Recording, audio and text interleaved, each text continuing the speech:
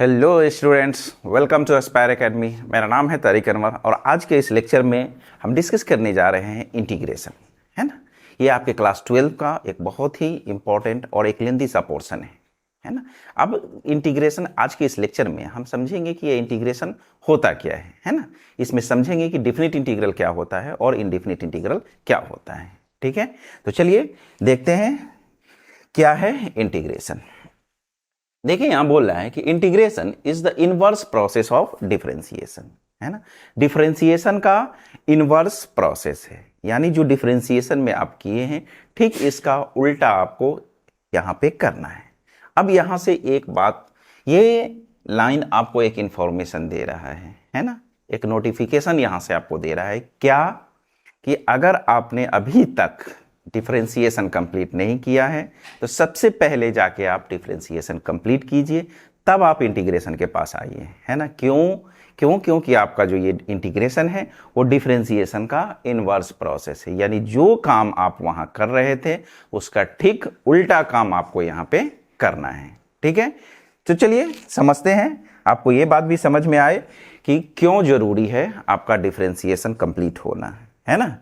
आप अगर आपका डिफरेंशिएशन कंप्लीट नहीं है तो आप प्लेलिस्ट में जाइए और वहां से डिफरेंशिएशन का टोटल लेक्चर वहां पे डाला हुआ है। आप 1 बाय 1 पहले सारे डिफरेंशिएशन को लेक्चर को कंप्लीट कीजिए, उसके बाद फिर यहां आइए इंटीग्रेशन पे। ठीक है ना, क्योंकि ये जो इंटीग्रेशन है आपका डिफरेंशिएशन का ठीक रिवर्स प्रोसेस है। समझ में आ गई बात। तो चलिए देखते हैं क्या बोल रहा है। Integration is the inverse process of differentiation, यानी डिफरेंशिएशन का इनवर्स प्रोसेस है। तो देखते हैं, मान लेते हैं कि लेट, अगर आपके पास कोई इस तरह का फंक्शन गिवन है ना, कि इसका जब हम डिफरेंशिएशन करते हैं तो मान लेते हैं ये मेरा क्या आता है, एफ एक्स आता है। ठीक है, अब एक चीज यहां पर देख लीजिए, आप किसी भी फंक्शन का डिफरेंशिएशन जब एक्स के रिस्पेक्ट में करते हैं तो क्या लिखते हैं, डी बाई डी एक्स लिखते हैं, है ना। अब आ जाइए, तो इंटीग्रेशन के लिए हम ये सिंबल यूज करते हैं, है ना। वो क्या है, वो सिंबल जो है आपका समेशन, यानी इंटीग्रेशन का मतलब होता है आपको ऐड करते चले जाना, है ना। वो आगे के स्लाइड में हम लोग देखेंगे क्या मतलब होता है इंटीग्रेशन का। ठीक है, बट ये जो सिंबल लिया गया है आपका क्या, समेशन का क्या मतलब होता है, उसको ऐड करना। समेशन का मतलब ऐड करना, उसी के एस से ये सिंबल आपका लिया गया है इंटीग्रेशन का। ठीक है, तो अब आ जाइए, तो जब आप किसी भी फंक्शन को जब x के रेस्पेक्ट में डिफरेंशिएट करते हैं तो आप उसको लिखते हैं डी बाई डी एक्स। तो जब उसको इंटीग्रेट करेंगे तो इसको ये सिंबल यूज करेंगे और यहां हम लोग इनटू में dx यूज करेंगे। किसी भी फंक्शन का जब हमको इंटीग्रेशन करना होगा तो क्या करेंगे, जब x के रेस्पेक्ट में डिफरेंशिएशन करना होगा, है ना, तो डिफरेंशिएशन के लिए नीचे में dx यूज करते हैं और वहां पे इनटू में यूज करते हैं। ठीक है, क्यों करते हैं, क्योंकि ये जो आपका इंटीग्रेशन है वो इनवर्स प्रोसेस ऑफ डिफरेंशिएशन। चलिए देखते हैं कि सपोज आपका एक फंक्शन है, इसका डिफरेंशिएशन आपका क्या हो रहा है, एफ एक्स हो रहा है। अब एक काम करते हैं, यहां से अब इस dx को यहां अगर क्रॉस मल्टीप्लीकेशन से ले ले तो ये आपका एफ एक्स हो जाएगा और dx हो जाएगा। तो जब इस एफ एक्स को आप इंटीग्रेट कीजिएगा तो यहां से ये जो रिजल्ट मिलने वाला है ये क्या मिलेगा, एफ एक्स मिलेगा। ठीक है, तो क्या है कि integration is the inverse process of differentiation, है ना। यानी जो डिफरेंशिएशन का रिजल्ट आ रहा है उसको अगर आप इंटीग्रेट कर दीजिए तो फिर वापस से वही फंक्शन आपको मिल जाएगा। सपोज एग्जांपल से हम समझते हैं कि सपोज आपके पास डिफरेंशिएशन, साइन का डिफरेंशिएशन अगर हम करते हैं कि डिफरेंशिएशन ऑफ साइन एक्स, है ना, साइन एक्स का डिफरेंशिएशन क्या होता है आपका, कॉस एक्स होता है। ठीक है, कि साइन का जब डिफरेंशिएशन हम कर रहे हैं तो कॉस हो रहा है। इसका ये मतलब हुआ कि अगर हम कॉस को इंटीग्रेट कर दें, इनवर्स प्रोसेस का क्या मतलब हुआ कि अगर हम कॉस को इंटीग्रेट कर दें तो वापस से हमको क्या मिल जाएगा, यहां से साइन एक्स मिल जाएगा। क्या मिल जाएगा, साइन एक्स। ठीक है, अब नेक्स्ट फिर आते हैं कि सपोज अगर डिफरेंशिएशन ऑफ एक्स स्क्वायर है ना, एक्स स्क्वायर का डिफरेंशिएशन क्या हो रहा है आपका, 2x हो रहा है। इसका ये मतलब हुआ कि अगर हम यहां से अगर हम 2x को इंटीग्रेट कर दें तो ये क्या हो जाएगा, एक्स स्क्वायर हो जाएगा। क्या हो जाएगा वो, एक्स स्क्वायर। अब ये कैसे होता है, जब हम लिस्ट देखेंगे फॉर्मूला का तो वहां पे ये सब चीज आपको समझ में आ जाएगा कि एक्स का एक्स स्क्वायर कैसे हुआ। ठीक है, तो अभी ये चीज समझ लीजिए क्या होता है, जो इंटीग्रेशन होता है वो क्या होता है, इनवर्स प्रोसेस होता है ऑफ किसका, डिफरेंशिएशन का, यानी डिफरेंशिएशन का ठीक उल्टा है ना। इसीलिए आपसे बोला जा रहा है कि अगर इंटीग्रेशन स्टार्ट करने तक अगर आपने अभी तक डिफरेंशिएशन कंप्लीट नहीं किया है तो पहले आप डिफरेंशिएशन कंप्लीट कर लीजिए, अदरवाइज यहाँ पर आपको बहुत परेशानी होगा। कुछ ऐसा रिजल्ट्स है जिसको समझना। अब जैसे आप इसके ठीक नेक्स्ट स्लाइड में हम कुछ लिस्ट लिखेंगे, है ना, उस फार्मूला का कुछ स्टैंडर्ड फार्मूला का लिस्ट होगा जो किस पे बेस्ड होगा, डिफरेंशिएशन के ही हेल्प से हम उसको लिखने वाले हैं। तो इसलिए पहले डिफरेंशिएशन को कंप्लीट कर लीजिए, ठीक है। प्लेलिस्ट में आपको मिल जाएगा कंप्लीट डिफरेंशिएशन, वहां से जाकर पहले डिफरेंशिएशन कंप्लीट कीजिए, फिर उसके बाद आइए यहाँ, तो फिर मजा आने वाला है आपको, ठीक है। अब आ जाइए, अब जब इंटीग्रेशन इनवर्स प्रोसेस है किसका, डिफरेंशिएशन का, तो इसको हम लोग ऐसा भी लिख सकते हैं, ये क्या है, एंटी डेरिवेटिव भी बोल सकते हैं। क्या बोल सकते हैं इसको, एंटी डेरिवेटिव, है ना। क्या है, रिवर्स प्रोसेस है डिफरेंशिएशन का, इसलिए इसको हम लोग एंटी डेरिवेटिव भी बोलते हैं, ठीक है। अब आ जाइए, अब यहां पर कुछ टर्मिनोलॉजी है उसको पहले समझते हैं। क्या है कि अभी आप यहां पर देखें कि सपोज इंटीग्रेशन अगर हम किसी भी फंक्शन का x के रिस्पेक्ट में करते हैं तो ये क्या हो रहा था, f(x) हो रहा था, ठीक है। अब आ जाइए, तो यहां पर जो ये जो आपका f(x) है इसको हम लोग क्या बोलते हैं, ठीक है। ये जो f(x) है इसका एक नाम है जिसको हम लोग क्या बोलते हैं, इंटीग्रैंड बोलते हैं। क्या बोलते हैं, इंटीग्रैंड बोलते हैं, ठीक है ना। ये क्या होता है, एक ऐसा फंक्शन होता है जिसका इंटीग्रेशन हम लोग करते हैं।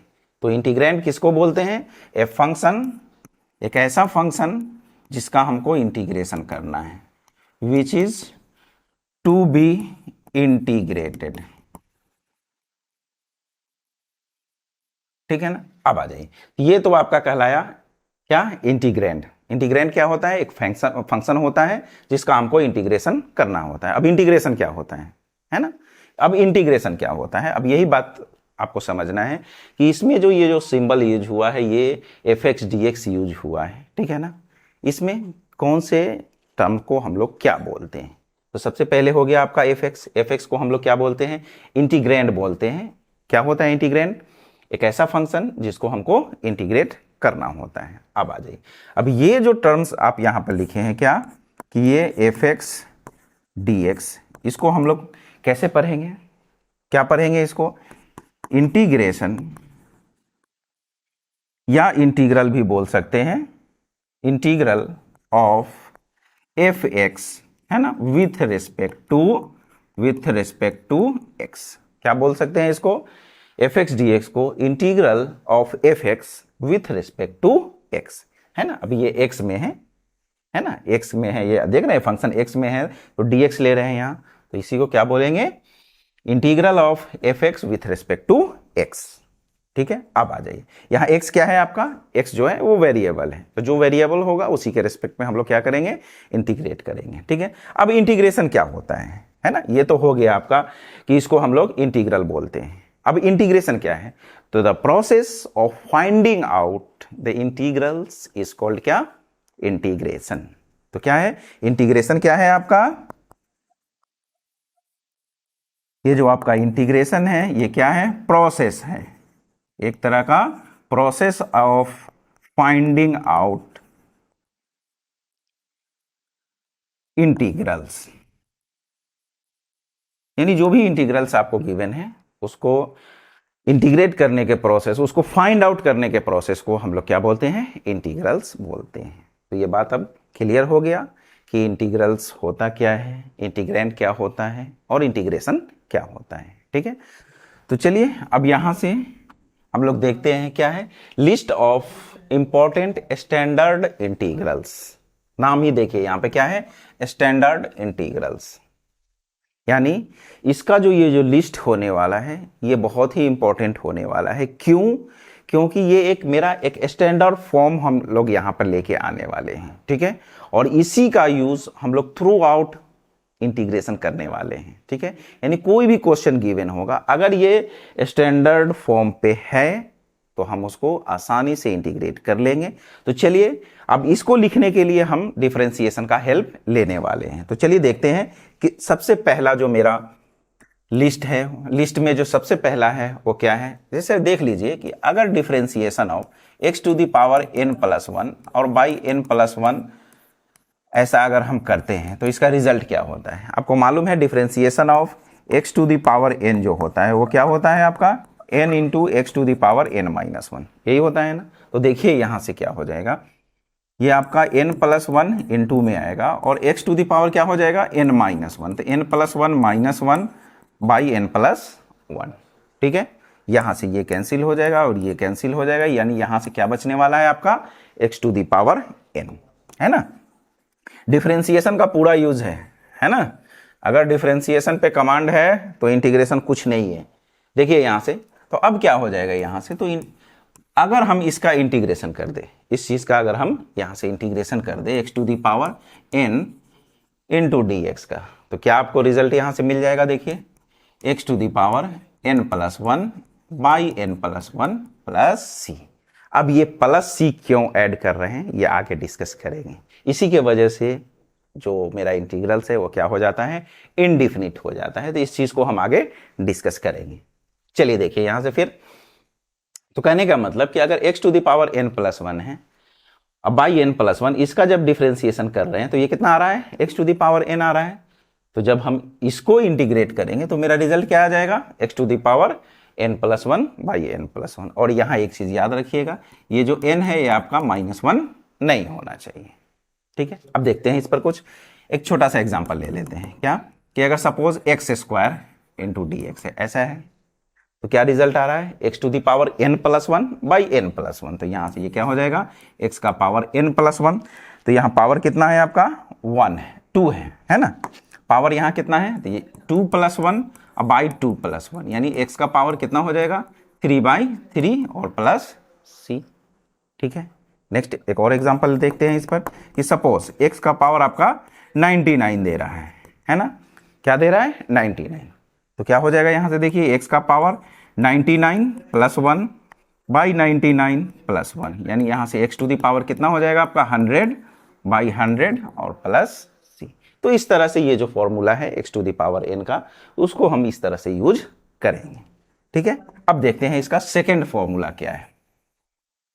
पहला क्या हो गया कि x टू दी पावर अगर n है, उसका जब इंटीग्रेशन करेंगे तो वो क्या हो जाएगा, x to the power n plus 1 by n plus 1 plus c। अब आ जाइए सेकेंड देखते हैं। सेकेंड क्या है कि अगर हम x को x के रेस्पेक्ट में ही करते हैं तो रिजल्ट क्या मिलता है आपका 1 मिलता है। ठीक है, तो यहां से ये क्या हो जाएगा फिर, अगर 1 इंटू डी एक्स करते हैं, है ना, यानी x का डिफरेंशिएशन 1 आ रहा है, मतलब 1 का इंटीग्रेशन क्या आ जाएगा आपका x आ जाएगा। यानी अब इस 1 को हम इंटीग्रेट कर देंगे किसके, x के रेस्पेक्ट में, तो dx लेंगे ना, यानी 1 इंटू डी एक्स का क्या मतलब हुआ आपका कि वो dx ही होगा, यानी dx का इंटीग्रल कितना हो जाएगा, x हो जाएगा। क्या हो जाएगा, x प्लस c। बात समझ रहे हैं ना, क्या है ये एंटी डेरिवेटिव है, यानी जो डिफरेंशिएशन का जो रिजल्ट है अगर उसको आप इंटीग्रेट कर रहे हैं तो वापस से वो आपका फंक्शन दे देगा। ठीक है, अब आ जाइए इसी तरह से अगर सपोज आप फिजिक्स में इस तरह से यूज करते होइएगा डिफरेंशियल टाइम, है ना, अगर ये dt को अगर आप इंटीग्रेट कर देते हैं तो ये क्या देगा, टोटल टाइम आपको दे देगा, है ना। अगर कोई डिफरेंशियल एरिया अगर आप ले रहे हैं उसको अगर आप इंटीग्रेट कर देते हैं तो यहाँ से क्या देता है, वो टोटल एरिया दे देता है। इसी तरह से अगर डिफरेंशियल सरफेस एरिया अगर आप ले रहे हैं, इसको इंटीग्रेट कर दे रहे हैं तो क्या दे देगा, टोटल सरफेस एरिया। तो ये बहुत ही इंपॉर्टेंट रिजल्ट है, याद रखिएगा। अगर सपोज कि dx का इंटीग्रेशन x हो रहा है तो इसी तरह से dt का क्या हो जाएगा, t, dA का a और ds का s हो जाएगा। ठीक है, अब आ जाइए नेक्स्ट देखते हैं थर्ड, तीसरा जो फॉर्मूला है आपका कि डिफरेंशिएशन ऑफ रूट x, है ना। एक्चुअली इसको हम इसी पर सेट कर सकते थे x to the power n पर ही, मगर इसको हम लोग सेपरेटली देख लेते हैं कि क्या होता है 1 बाई 2 रूट x, है ना।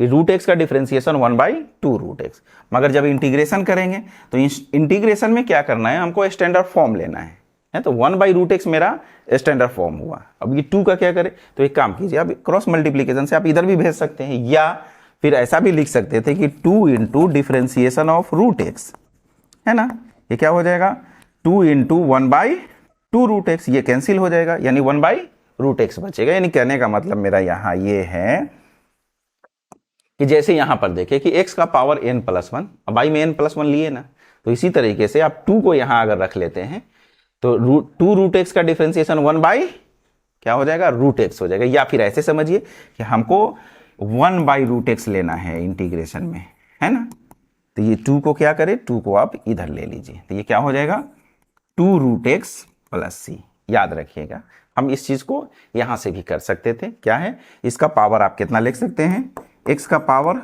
1/2, ठीक है।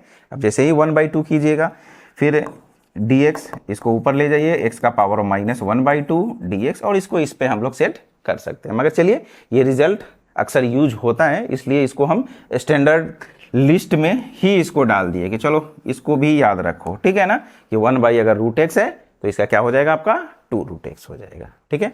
नेक्स्ट देखते हैं फोर्थ। अब आपको मालूम है कि डिफरेंशिएशन ऑफ EX का कितना होता है, EXC होता है। तो फिर यहां से क्या हो जाएगा कि अगर आप इस EX को इंटीग्रेट कर रहे हैं तो इसका भी रिजल्ट क्या हो जाएगा आपका EX और प्लस C हो जाएगा, EX प्लस C हो जाएगा, ठीक है। नेक्स्ट, अब नेक्स्ट देखते हैं फिफ्थ, पांचवा जो इस लिस्ट में है आपका, कि अगर सपोज डिफरेंशिएशन ऑफ a⁴x करते हैं आप, यहां से क्या हो जाता है ax इंटू log a, है ना। अभी बताइए यहां पर जो स्टैंडर्ड फॉर्म है यहां पे क्या है a⁴x है, तो क्या अब इंटीग्रेशन में हम a⁴x इंटू log a ले, नहीं, हम यहां भी ax ही लेंगे। ऐसा करें, क्या करेंगे a⁴x ही लेंगे, जो मेरा स्टैंडर्ड फॉर्म है ना। तो अब इस log a का क्या करें, तो एक काम आप यहां से कर सकते हैं, क्या कि आप डिफरेंशिएशन ही ऐसा ले लीजिए a⁴x बाई कितना log a, है ना, log a। तो यहां से क्या हो जाएगा कि 1/log a आपका बाहर आ जाएगा, है ना, डिफरेंशिएशन से, और फिर a⁴x का क्या हो जाएगा a⁴x इंटू log a, ये क्या हो जाएगा आपका कैंसिल हो जाएगा, तो log a बचा, a⁴x बचा।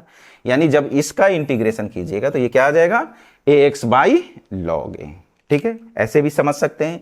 या फिर एक काम कीजिए, आप यहां से ये log a को इधर डिवाइड में लेके आ जाइए, बात दोनों एक ही है ना, बात दोनों ही एक ही है यहां पे, कि या तो इसको लेके इधर डिवाइड में आ जाइए या ऐसा लिख लीजिए, है ना। बस समझिए कि हमको यहां पे इंटीग्रेशन में क्या रखना है, जो एक स्टैंडर्ड फॉर्म है हमको उसी को रखना है।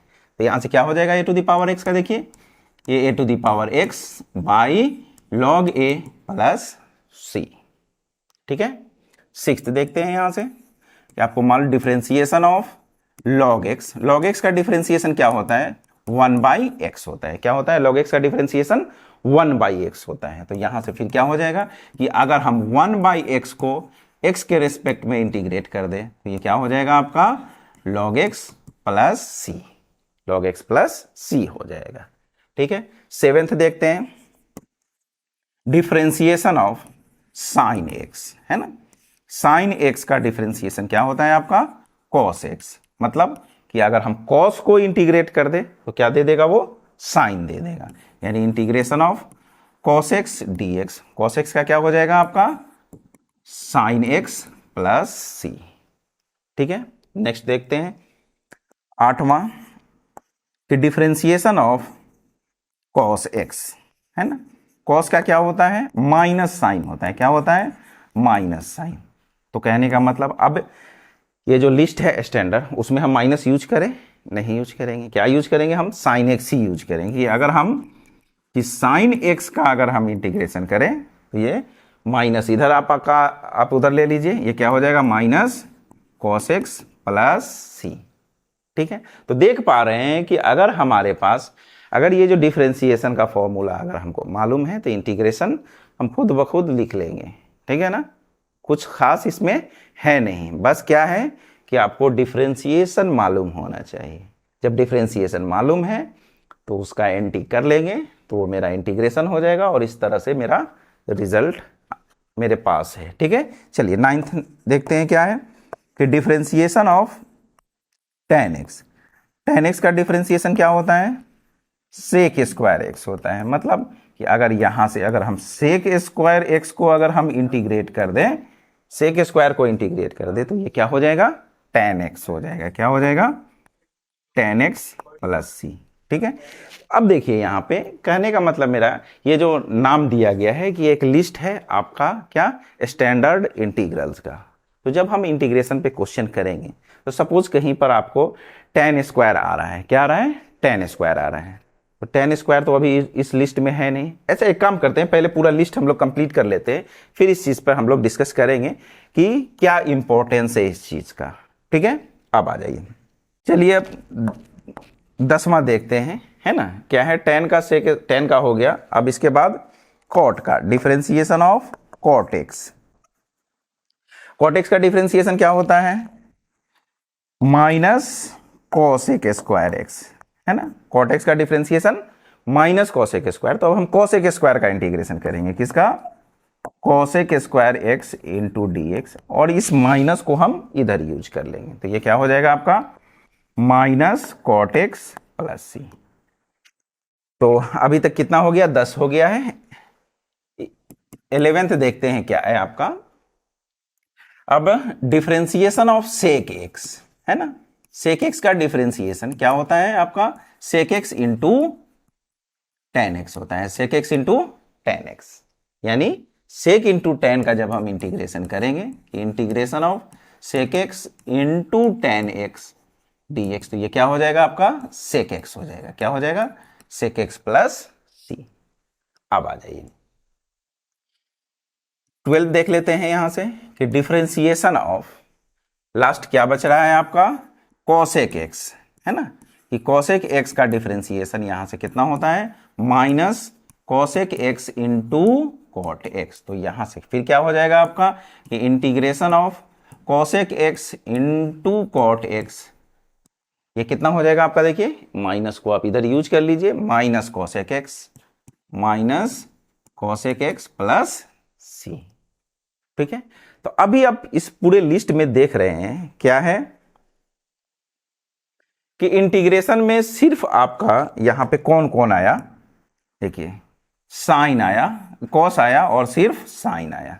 अभी जब डिफरेंशिएशन में देख रहे हैं तो साइन, कॉस, टैन, कॉट सब आ रहा है, बट इंटीग्रेशन में क्या हो रहा है, सिर्फ आपका कॉस और साइन आ रहा है ना।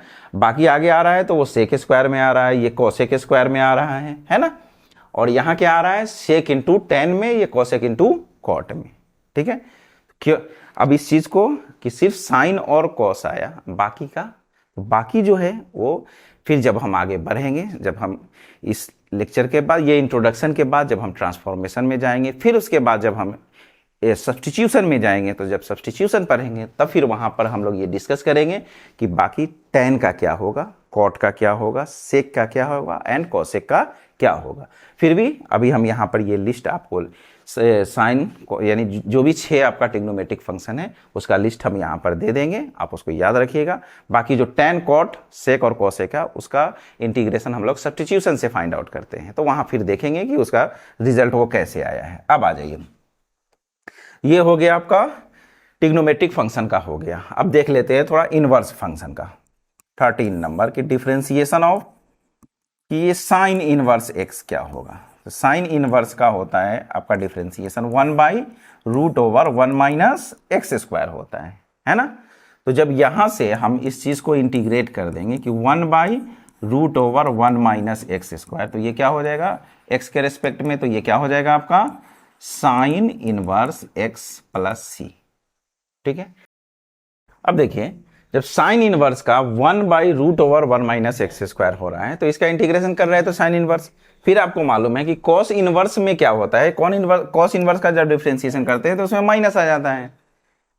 तो अब कॉस इनवर्स का हमको लिखने का जरूरत नहीं है, बस क्या करेंगे उसमें माइनस साइन आ जाता है तो माइनस को बाहर करेंगे और बाकी ये जो बचेगा उसका क्या होता है साइन इनवर्स, तो माइनस साइन इनवर्स यूज कर लेंगे, है ना। तो कॉस इनवर्स का छोड़िए, फिर आपका 14 देख लीजिए क्या है कि फिर इसी तरह से differentiation of tan inverse x, है ना। tan इनवर्स का डिफरेंशिएशन क्या होता है 1/1 प्लस एक्स स्क्वायर होता है।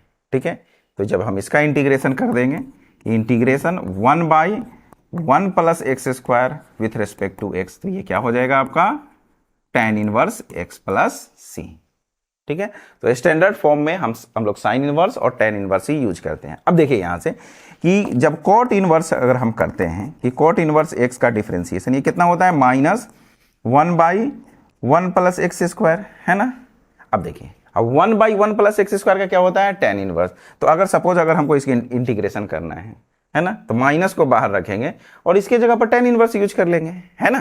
तो अलग से आपको कॉट इनवर्स याद रखने की जरूरत नहीं है। ठीक है, एंड 15 देख लेते हैं कि डिफरेंशिएशन ऑफ, एक लास्ट आपका बच रहा है कि sec inverse x by D x, है ना। सेक इनवर्स का क्या हो जाएगा आपका 1 डिफरेंशिएशन जो होता है √x² -1 होता है ना। तो यहां से ये फिर क्या हो जाएगा आपका, देखिए इंटीग्रेशन 1/x और √x² -1 dx, ये क्या हो जाएगा आपका सेक इनवर्स x प्लस सी। अब देखिए अब ये जो फॉर्म है आपका ये इनवर्स वाला, है ना, इसको भी हम लोग अलग से जो एक differentiation of some standard integrals जब करेंगे तो वहां पर भी इस सबको हम लोग अलग से डिस्कस करने वाले हैं। तो अभी फिलहाल क्या है, ये जो कुछ फॉर्मूला है इसका जो लिस्ट है इसको आपको क्या है माइंड में रखना है, बहुत ही इंपॉर्टेंट है। जब आगे आप इंटीग्रेशन करेंगे तो यही फॉर्म हमको यूज करना है। ठीक है, तो इस तरह से ये आपका जो भी स्टैंडर्ड फॉर्म था वो कंप्लीट हुआ। अब देखते हैं कि आपका साइन कॉस का तो हुआ और बाकी का क्या होगा। तो चलिए अभी हम उसको लिख लेते हैं, ठीक है। वो कैसे होता है फिर बाद में हम लोग सब्स्टिट्यूशन में देखेंगे, फिलहाल अभी लिख लेते हैं। सपोज अगर कुछ क्वेश्चंस बनाते समय अगर वो आ जाता है तो ऐसा नहीं हो कि हमको मालूम नहीं था। ठीक है, तो चलिए देखते हैं इंटीग्रेशन ऑफ साइन एक्स, है ना, साइन एक्स। ठीक है, साइन का इंटीग्रेशन क्या हो जाएगा आपका कॉस एक्स प्लस सी। ठीक है, फिर दूसरा integration of cos x D x, cos का कितना हो जाएगा आपका माइनस साइन एक्स प्लस सी। ठीक है, अब यहां से जो आपका टेन है कॉट है उसका क्या होता है वो देख लेते हैं। ठीक है, तीसरा देखते हैं कि integration of ten x, integration of ten x, है ना। अब देखिए टेन एक्स का, टेन का यहां से आपका हो जाएगा लॉग सेक एक्स प्लस सी, क्या हो जाएगा log sec x plus C. अब चलिए हाँ, इस चीज को हम लोग जब सब्स्टिट्यूशन पढ़ेंगे तो सब्स्टिट्यूशन से इस चीज को हम लोग फाइंड आउट करेंगे कि टेन का लॉग सेक एक्स होता है। ठीक है, मगर फिर भी चलिए, यानी कहने का मतलब कि इसका इंटीग्रेशन ये हो रहा है, मतलब इसका डिफरेंशिएशन ये आना चाहिए। तो चलिए इस चीज को देख लेते हैं कि differentiation of log sec X, log sec X के लिए क्या कीजिएगा, नीचे में D sec x into D sec X by D x, है ना। अब आ जाइए, अब देखिए यहां से लॉग सेक एक्स का, लॉग सेक एक्स का क्या हो जाएगा आपका 1 by sec x into sec का क्या हो जाएगा, देखिए यहां से sec x into tan X, sec से सेक कट गया, आपका क्या बचा टेन एक्स। बात समझ में आ रही है कि अगर डिफरेंशिएशन आपको प्रॉपरली समझ में आ चुका है तो इसका भी रिजल्ट लिखना आपके लिए क्या होगा, बहुत ही आसान होगा। समझ गए ना, देख रहे हैं टेन एक्स का इंटीग्रेशन लॉग सेक एक्स हो रहा है, मतलब लॉग सेक एक्स का डिफरेंशिएशन क्या होना चाहिए टेन एक्स। तो देखिए लॉग सेक एक्स का डिफरेंशिएशन आपका क्या आ गया टेन एक्स आ गया। इसी तरह से फोर्थ देखिए आप कि इंटीग्रेशन कॉट एक्स, है ना, कॉट एक्स, कॉट एक्स का क्या होता है आपका लॉग साइन एक्स होता है, क्या होता है log sine x plus C. अब जैसे ही log sin x का डिफरेंशिएशन कीजिएगा उसका रिजल्ट क्या आ जाएगा आपका cot x आ जाएगा। फिफ्थ देख लेते हैं कि इंटीग्रेशन ऑफ tan cot हो गया, आपके पास फिर बच रहा है sec x, है ना। sec x का जो हो जाएगा वो क्या हो जाएगा log sec x plus tan x plus c, है ना। इसका एक और फॉर्मूला होता है log tan π/4 प्लस x/2। तो जब हम इसको सब्स्टिट्यूशन में देखेंगे तो डिटेल में इस चीज को हम लोग डिस्कस करेंगे। फिलहाल अभी ये रिजल्ट आप याद रखिए, सपोज अगर कहीं पे आ जाता है क्वेश्चन में तो इसको हम यूज कर लेंगे। अब आ जाइए, अब सेक हो गया, सेक के बाद आपका कॉसेक एक्स है ना, cosec X into D X, इसका हो जाएगा आपका log cosec X minus cot X plus सी। ठीक है, तो ये आपका कुछ लिस्ट हुआ जिसको आप याद रखिए। अब आ जाइए, अब हम बोले थे कि ये स्टैंडर्ड जो लिस्ट है उसको याद रखना क्यों जरूरी है ना। अब छोटा सा एक एग्जांपल लेके उस चीज को समझते हैं कि सपोज कि आपके पास इंटीग्रेशन आ रहा है tan square x D X, इसका इंटीग्रेशन कीजिए।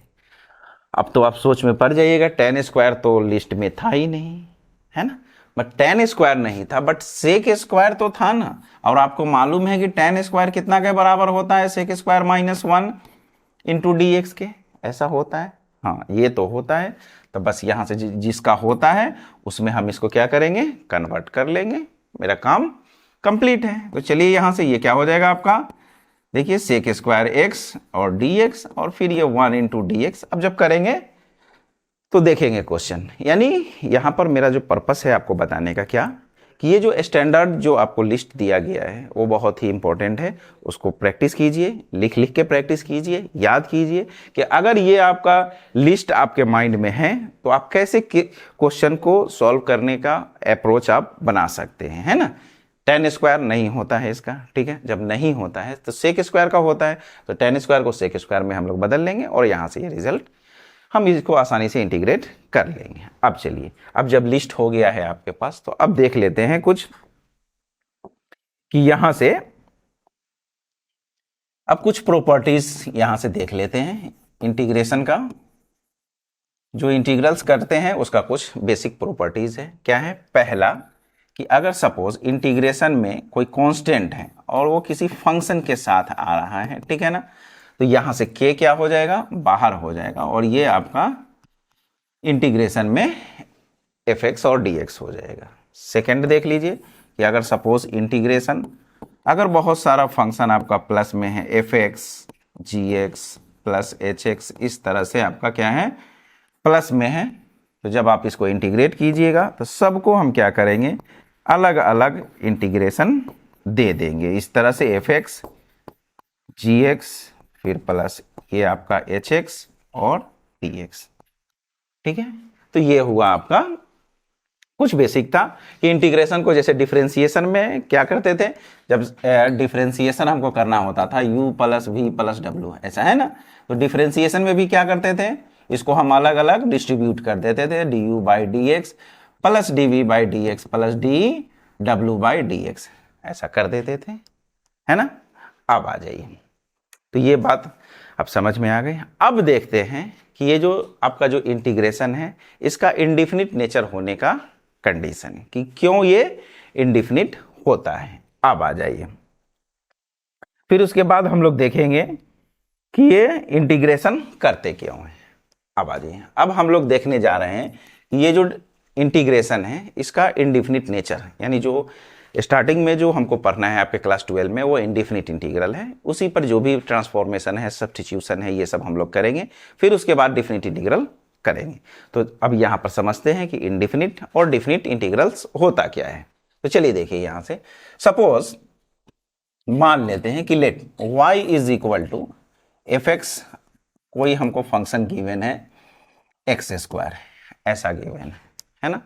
अब चलिए, अभी इसको अगर हम डिफरेंशिएट करते हैं, इसको अगर आप डिफरेंशिएट करते हैं तो f डैश एक्स ये कितना हो जाएगा, 2x, ठीक है, एक्स स्क्वायर का डिफरेंशिएशन 2x होता है, बात समझ में आ गई। अब आ जाइए, फिर अगर सपोज कि अगर आपको फंक्शन गिवन है ना, ये क्या है, एक्स स्क्वायर प्लस 1 है, एक्स स्क्वायर प्लस 1 है, तो जब आप इसको इंटीग्रेट की डिफरेंशिएट कीजिएगा तो क्या हो जाएगा, ये भी 2x और 1 का क्या हो जाएगा, 0, ठीक है। फिर इसके बाद देख लीजिए, अगर ऐसा है कि अगर आपको जो फंक्शन गिवन है ये एक्स स्क्वायर अब प्लस एक कांस्टेंट c ले लेते हैं, ठीक है ना, अब वो वैल्यू c का वैल्यू कुछ भी हो सकता है, ठीक है। तो यहां से क्या हो जाएगा, जब आप इसको डिफरेंशिएट कीजिएगा तो ये भी क्या हो रहा है, 2x हो रहा है, ठीक है। तो आप यहां पर देख पा रहे हैं कि जब एक फंक्शन एक्स स्क्वायर है तब भी उसका डिफरेंशिएशन 2x हो रहा है, एक्स स्क्वायर प्लस 1 है तभी भी 2x हो रहा है, और एक्स स्क्वायर प्लस c है तभी भी क्या है, उसका डिफरेंशिएशन 2x हो रहा है ना। यानी यहां पर जो ये फंक्शन है, इस फंक्शन का जो डेरिवेटिव है उसका नेचर क्या है, यूनिक नहीं है। क्या है, यूनिक नहीं है। एक्स स्क्वायर का भी 2x हो रहा है और 1 भी ले रहे हैं तो 2x हो रहा है, और कोई भी कांस्टेंट अगर c ले लें, यानी c, यानी जितना भी हम कांस्टेंट चेंज करते चले जाए, ठीक है ना, सबका f' आपको यही मिलने वाला है। बात समझ में आ रही है क्या, क्लियर है ना।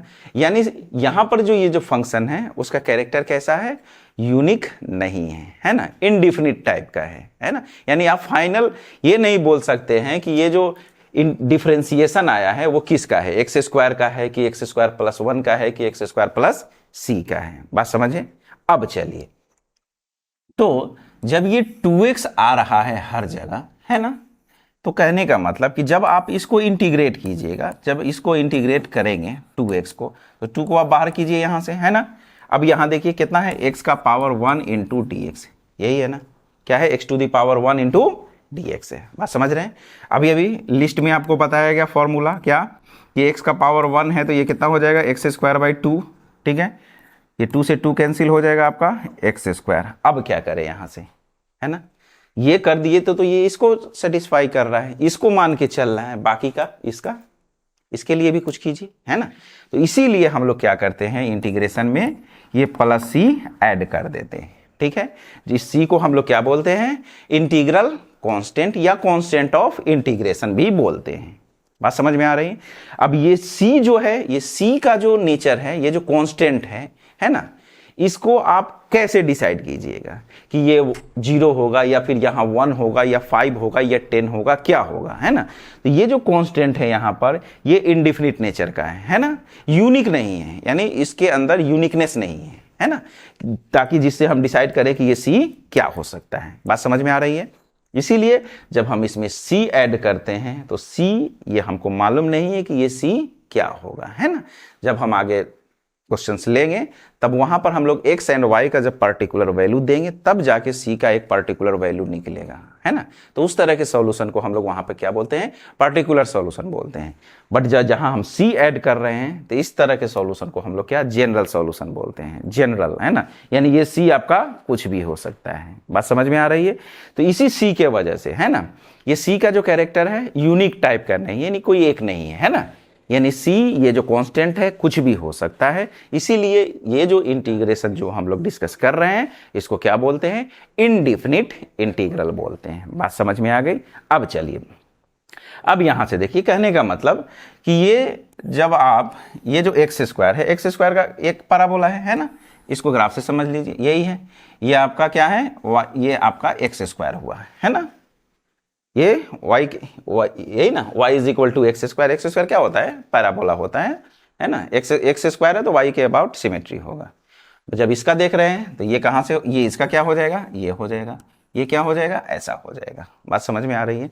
यानी कहने का मतलब कि जैसे जैसे आप c का वैल्यू, अभी c का वैल्यू जब 0 दीजिएगा तो ये वाला हो जाएगा आपका, है ना, ओरिजिन से पास कर जाएगा ये।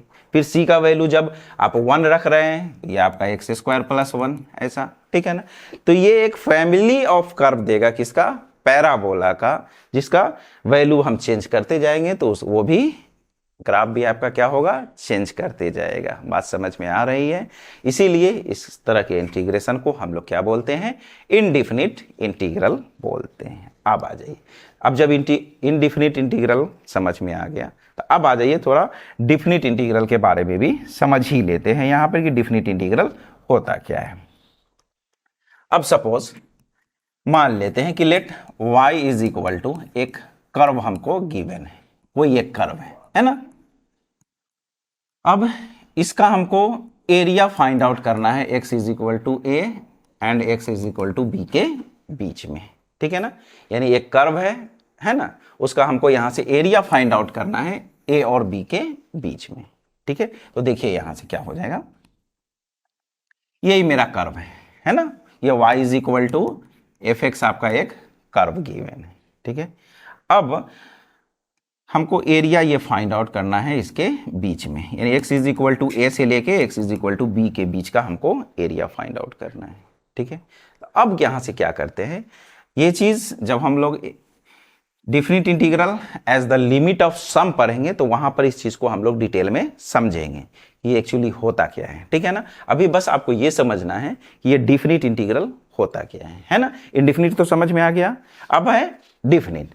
तो चलिए इसका एरिया निकालने के लिए हम एक काम करते हैं, एक छोटा सा स्ट्रिप, रेक्टेंगुलर स्ट्रिप यहाँ पर हम लोग कंसीडर कर लेते हैं, जिसका ये जो थिकनेस है, ये जो थिकनेस है इसका मान लेते हैं ये एक्स के अलोंग है ना, ये एक्स है आपका वाई है, ठीक है। तो इसका जो थिकनेस है वो मान लेते हैं dx है, ठीक है। और यहाँ पर जो हम लोग एक पॉइंट लेते हैं एक्स वाई, तो इसका हाइट ये मेरा मान लेते हैं कितना है, y है, ठीक है। तो अब हम क्या करेंगे, ये जो स्ट्रिप है ना, क्या है, बहुत छोटा सा स्ट्रिप, उसका थिकनेस क्या है dx, यानी बहुत स्मॉल सा स्ट्रिप हम लोग थिकनेस कंसीडर किए हैं यहाँ से। तो अब चलिए, अगर सपोज आपको मालूम है, अगर इसको थोड़ा हम बड़ा बना ले इस तरह से, है ना, तो ये क्या है आपका थिकनेस dx है और इसका हाइट क्या है, ये y है। तो ये रेक्टेंगल है, तो इसका एरिया क्या हो जाएगा बोलिए, y इंटू dx, है ना, लेंथ इंटू ब्रेथ, यही इसका क्या होता है, एरिया होता है, y इंटू dx हो जाएगा, ठीक है। तो ये तो अभी किसका हुआ, ये छोटे से एक स्ट्रिप का एरिया हुआ आपका, है ना। मगर आपको एरिया कहां से कहां तक फाइंड आउट करना है, यहां से लेके x is equal to a से लेके b तक का एरिया आपको फाइंड आउट करना है। तो इसी तरह से क्या करेंगे, इसी तरह छोटा छोटा स्ट्रिप हम क्या करेंगे, ऐड करते चले जाएंगे, यहां यहां यहां यहां यहां, तो क्या हो जाएगा, एक पूरा एरिया आपको दे देगा। अब ये जोड़ने का काम कौन करेगा, इसी काम को इंटीग्रेशन परफॉर्म करेगा, ठीक है ना। और कहां से कहां तक हमको करना है, a से लेके b तक का। तो इस तरह के इंटीग्रेशन को हम लोग बोलते हैं डिफिनिट इंटीग्रल। क्या है, डिफिनिट इंटीग्रल बोलते हैं इसको। तो अब समझ में आ गया होगा क्या डिफरेंस है डिफिनिट इंटीग्रल में और इनडिफिनिट इंटीग्रल में, ठीक है। अब आ जाइए, अब एक केस हम और डिस्कस करते हैं यहाँ पे, क्या कि इंटीग्रेशन का फिर यूज पड़ता क्यों है। जैसे सपोज फिजिक्स में या एप्लीकेशन ऑफ डेरिवेटिव में भी आप पढ़े होइएगा कि अगर किसी भी पार्टिकल का डिस्टेंस टाइम रिलेशन आपको गिवन है ना, डिस्टेंस टाइम रिलेशन यानी ये डिस्टेंस हुआ और ये टाइम हुआ, है ना, पढ़े होइएगा ना कि अगर किसी भी पार्टिकल का इस तरह से गिवन है, रिलेशन गिवन है, तो किसी पार्टिकुलर टाइम पे उसका वेलोसिटी आपको फाइंड आउट करना है ना। तो इसी तरीके से एक पार्टिकल है जिसका डिस्टेंस टाइम रिलेशन आपको गिवन है, एस यहाँ क्या है, डिस्टेंस है, और ये किस पे डिपेंड कर रहा है, टाइम पे। तो अब आपको मालूम है कि जब इसको हम डिफरेंशिएट करते हैं ds बाई dt, तो ये क्या हो जाता है, f डैश t, है ना।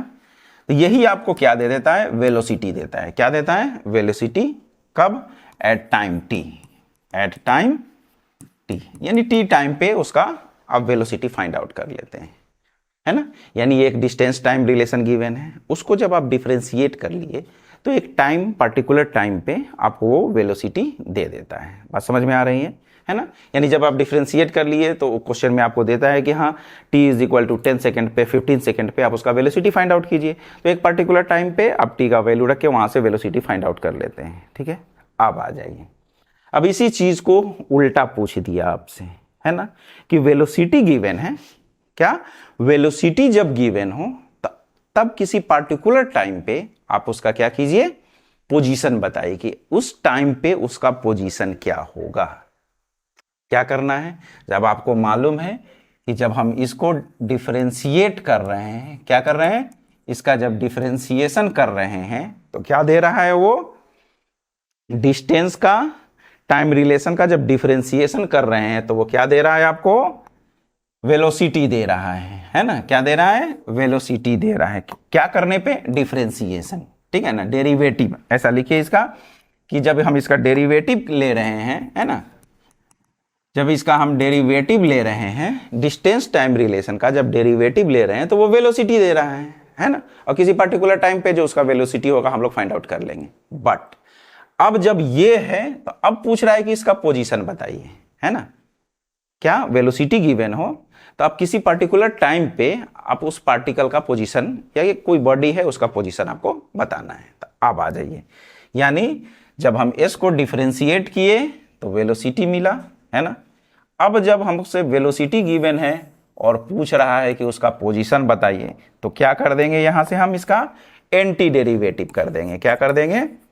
एंटी डेरिवेटिव, है ना, एंटी डेरिवेटिव कर दीजिएगा तो वो क्या दे देगा? उसका पोजीशन दे देगा। कहने का मतलब ये जो आपका एफ डैश टी आया है, इसको टी के रेस्पेक्ट में जब आप इंटीग्रेट कर दीजिएगा तो फिर ये वापस से आपको क्या दे देगा? टी दे देगा एफ टी, और जो कि कितना के बराबर है? एस के बराबर है। अब जिस कोई भी पर्टिकुलर टाइम पे आपसे पूछे बस वहां पे आपको उसका पोजीशन बता सकते हैं। तो यही आप यहाँ देखें तो आज तो इस तरह से आज का लेक्चर यहीं पे कंप्लीट करते हैं। आप समझे यहाँ कि इनडिफिनिट इंटीग्रल क्या होता है। कुछ लिस्ट था आपको इंपॉर्टेंट फॉर्मूला का, वो लिस्ट देखे, है ना, बहुत ही इंपॉर्टेंट है, उसको याद कर लीजिएगा, अच्छे से प्रैक्टिस में रखिए। नेक्स्ट लेक्चर में हम इस पर बेस्ट कुछ क्वेश्चन लेंगे वहाँ पे, तब आपको उसका इंपॉर्टेंस आपको समझ में आएगा। फिर उसके बाद देखें आप यहाँ से इनडिफिनिट इंटीग्रल क्या होता है, इनडिफिनिट क्यों है वो, है ना, क्या नेचर है।